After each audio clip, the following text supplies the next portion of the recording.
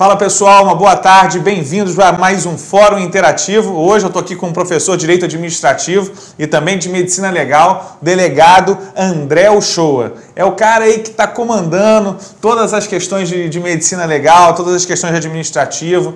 Ele tem trabalhado bastante nessa área, é delegado, então conhece bem a matéria, conhece bem aquilo que a gente pode fazer.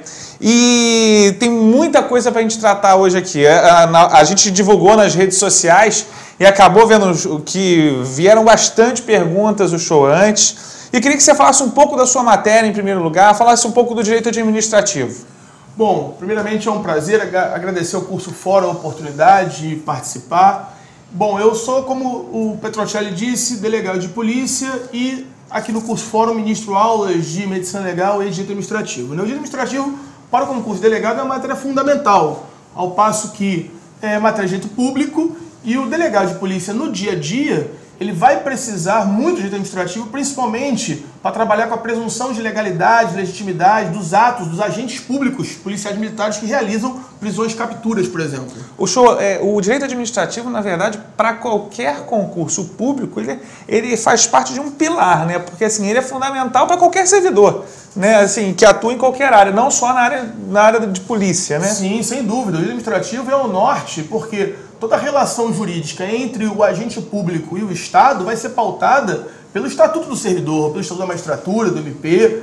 Então, seja lá qual for o concurso, o direito administrativo é carro-chefe, está ali entre as matérias principais para sua aprovação. Perfeito. As perguntas começam a chegar aqui, então eu vou começar a te fazer as perguntas que estão chegando. Eu tenho uma pergunta de Ubá. Ubá é no interior de Minas Gerais. De Minas, legal. Pode pôr na tela para mim, por favor? A responsabilidade civil do servidor público estará presente numa hipótese de ausência de dolo ou culpa? É da Renata Lins, lá de Ubá.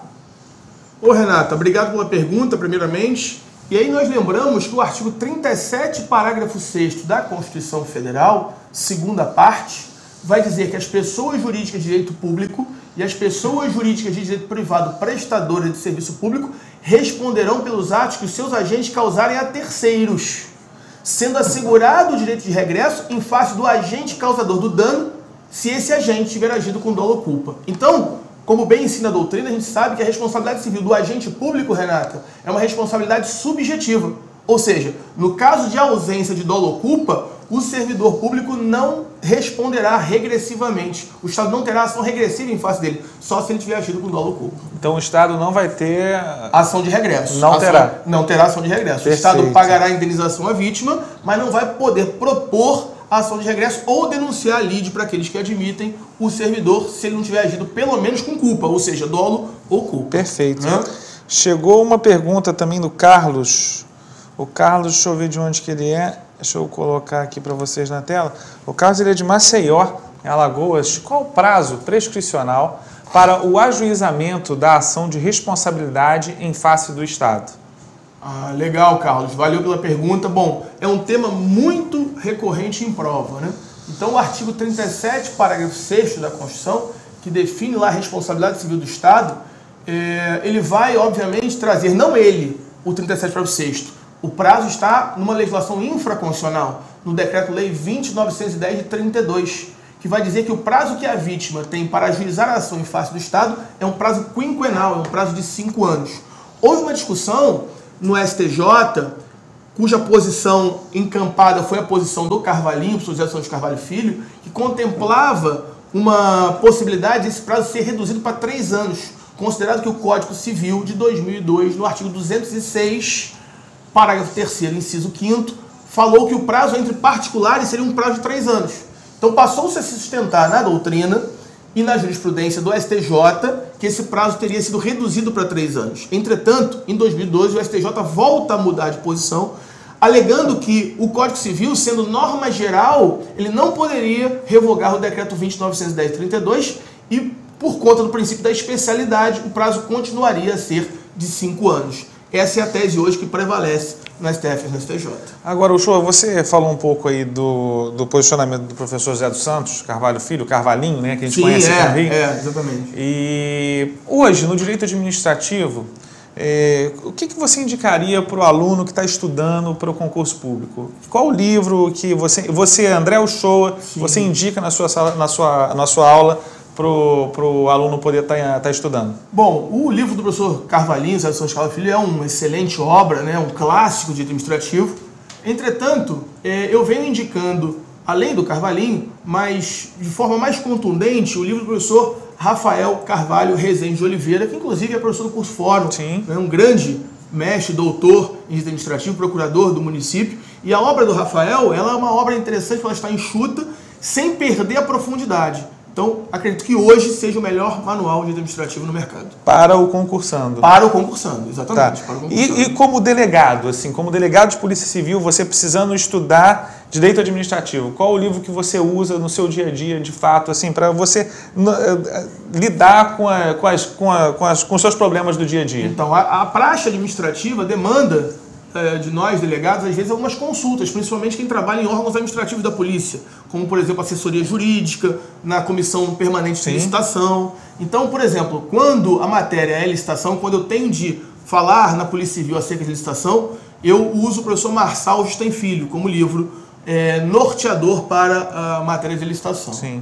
Então, a gente vê que tem uma diferença para o profissional e para o professor, e a indicação do professor e a indicação do profissional. Sim, sem dúvida. Isso é muito importante para o aluno entender, porque às vezes vê você citando o professor Marçal ou vê você citando o Carvalhinho em momentos distintos, e ele precisa entender realmente que tem hora que é o professor que está falando e tem hora que é o delegado que está falando. Né? Atuando ali no caso concreto, na ponta, na delegacia de polícia ou num órgão administrativo. Agora, eu estou com um problema aqui com relação às perguntas. Por quê? Todo mundo sabe que você é professor de direito de medicina, de medicina legal. Sim. E começou a chegar a pergunta de medicina legal aqui, e o tema do nosso fórum interativo hoje, ele não é de medicina legal. A gente pode até marcar de acordo com a sua agenda.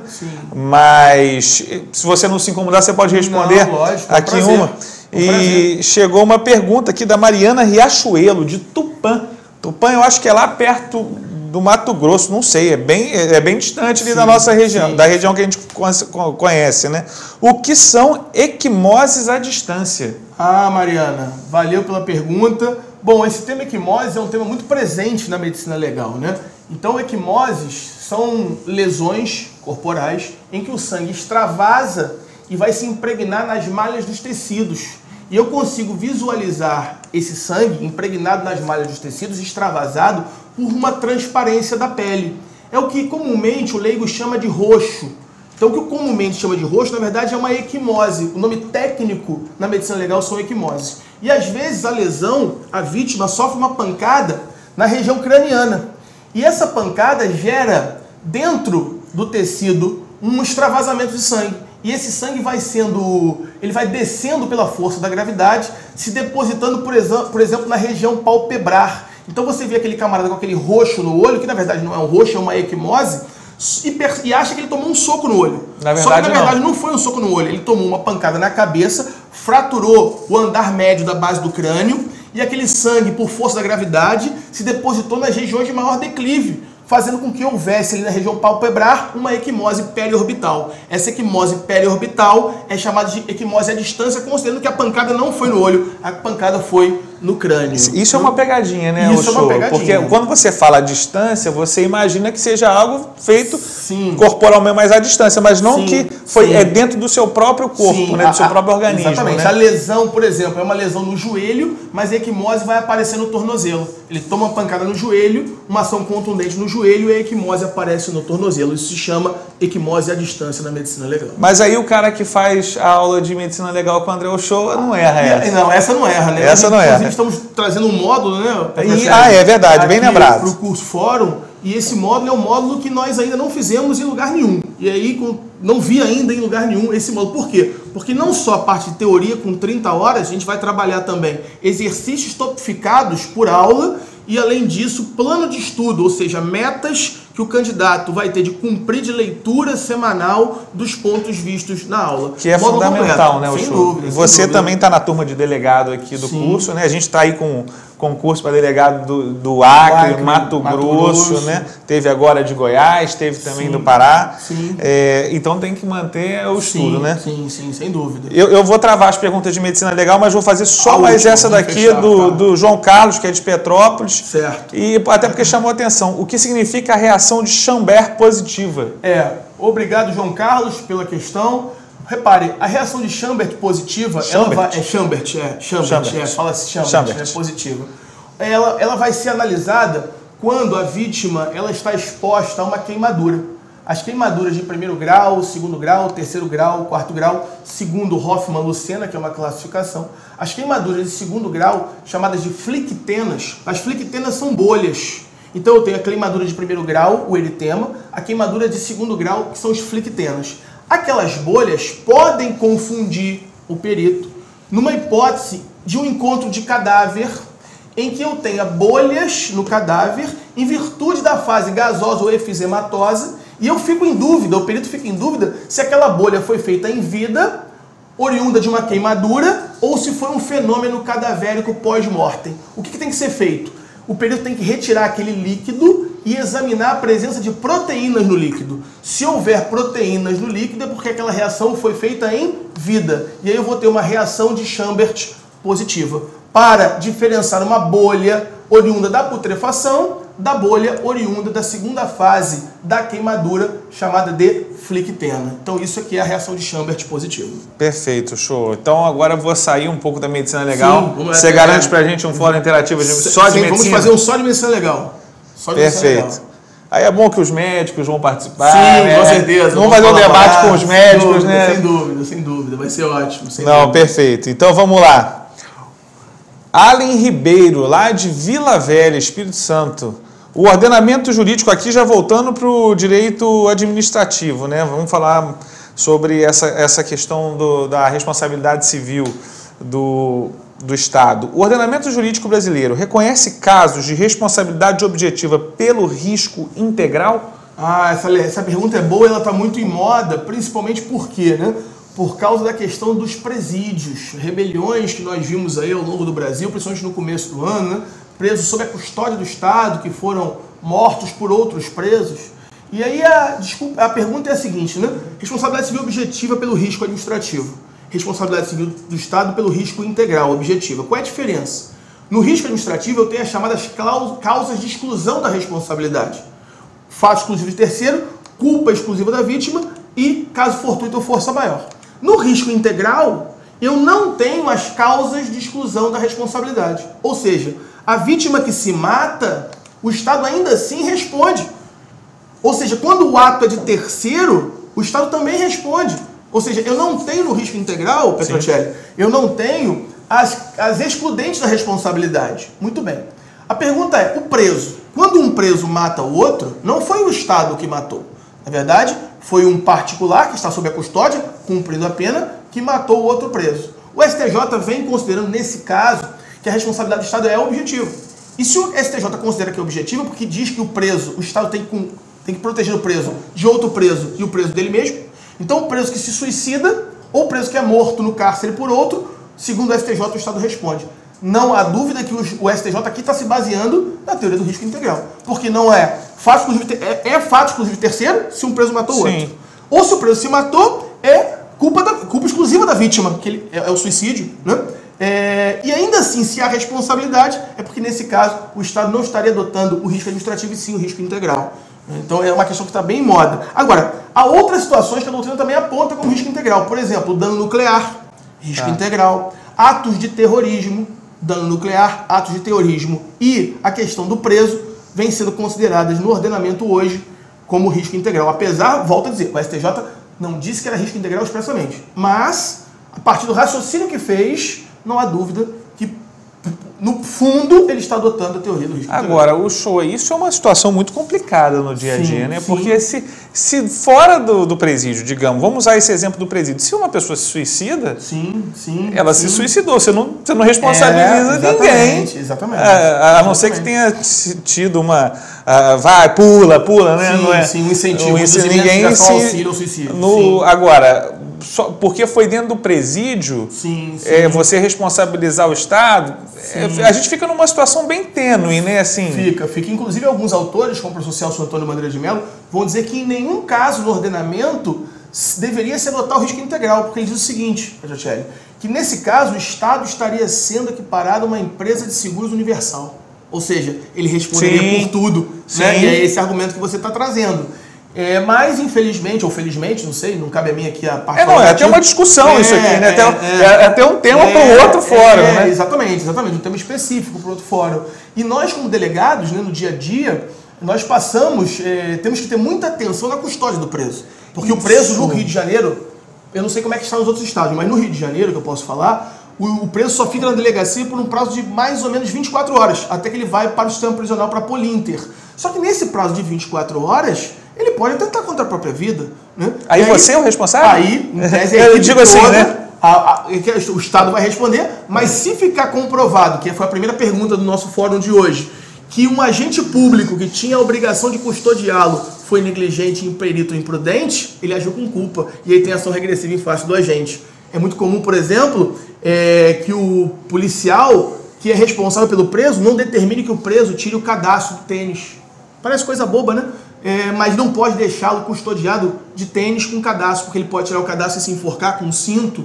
Então todas essas cautelas devem ser tomadas na custódia diária dos presos em delegacia. O senhor, no caso, por exemplo, de uma senhora de 90 anos que venha cometer aí algum delito e você recebe essa senhora na delegacia e tenha que mantê-la na prisão, como é que você faz? Assim, se você tem que colocar ela na cela, que tipo de situação você, como delegado, já deve ter vivenciado isso? O que você faz? Sim. Inclusive, recentemente eu peguei um caso bem parecido com esse, que uma senhora, numa contenda que teve num hospital aqui do Rio de Janeiro, estava nervosa, porque sua filha estava em coma, discutiu com a enfermeira e proferiu palavras injuriosas em desfavor da enfermeira, né? Que era um caso que se amoldava à injúria racial, o 140, parágrafo 3º do Código Penal. Isso foi flagrado por funcionários do hospital e foi conduzido à delegacia.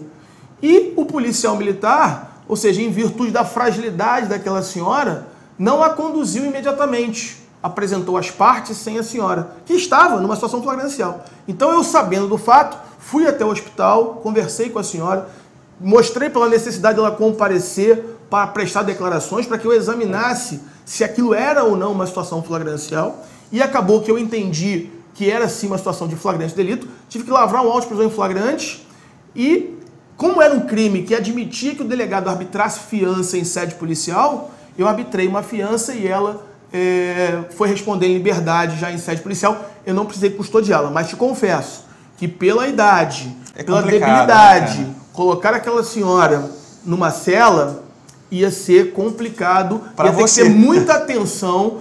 E se eu tivesse que fazer isso, eu não fiz porque a lei permitia a concessão da fiança, eu teria que minimamente chamar um médico para que o médico atestasse que ela tinha condições físicas de suportar o cárcere.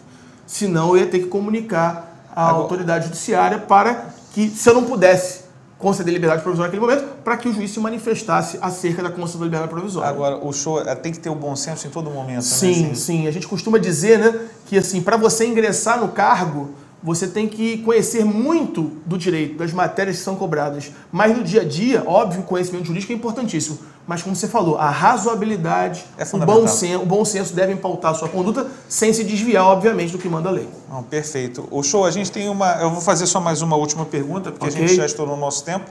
É da Juliana Campos, de Belo Horizonte, Minas Gerais também. Está fazendo sucesso lá em Minas, a pessoa de Minas lá, agradeço aí. Quais são as hipóteses de responsabilidade civil por ato legislativo?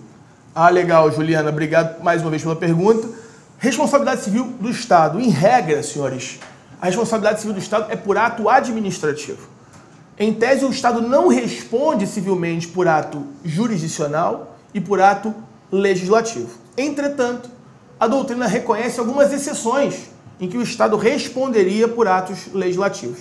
Primeira exceção seriam as leis que, em que pese abstratas, não recaem sobre todos os integrantes da sociedade de forma equânime, causando uma obrigação, um ônus maior para uma pessoa ou para um grupo de pessoas. Exemplo clássico, aqui no Rio de Janeiro, a gente viveu período de Olimpíadas, grandes obras, e várias ruas foram impedidas ao tráfego. Nós temos aqui, inclusive, a Rio Branco, né? Sim. Parte dela, ela tem uma lei municipal que diz que ali não passará mais veículos. Aí eu te pergunto, Petrocelli, imagine um proprietário de um posto de gasolina que tivesse naquela região ali. Então teria uma lei causando para ele um ônus que os demais não suportaram. Logo, a doutrina reconhece responsabilidade civil por atos legislativos de uma norma que, em que pese abstrata, não recai sobre todos os integrantes da sociedade de forma equânime, gerando um prejuízo maior para uma pessoa ou um grupo de. Nesse caso, o Estado teria que indenizar por ter colocado no ordenamento jurídico aquela norma. Primeiro caso. Segundo caso que a doutrina aponta são as leis declaradas inconstitucionais.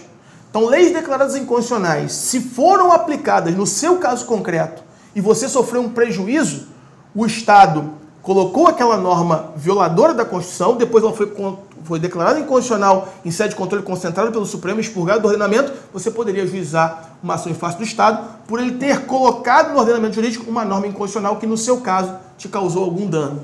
E a terceira hipótese são as leis de efeitos concretos. As leis de efeitos concretos que mais se aproximam dos atos administrativos. Como elas têm efeitos concretos, elas têm potencialidade lesiva no caso concreto. E elas podem causar uma determinada violação, logo a doutrina também reconhece como uma possível possibilidade de responsabilidade civil do Estado por ato legislativo. Então são essas três exceções em que o Estado responderá civilmente por atos legislativos. Perfeito, Shoa. Foi um prazer te receber aqui no Fórum Interativo. A gente tem bastante pergunta aqui ainda, mas a gente não tem como mais responder.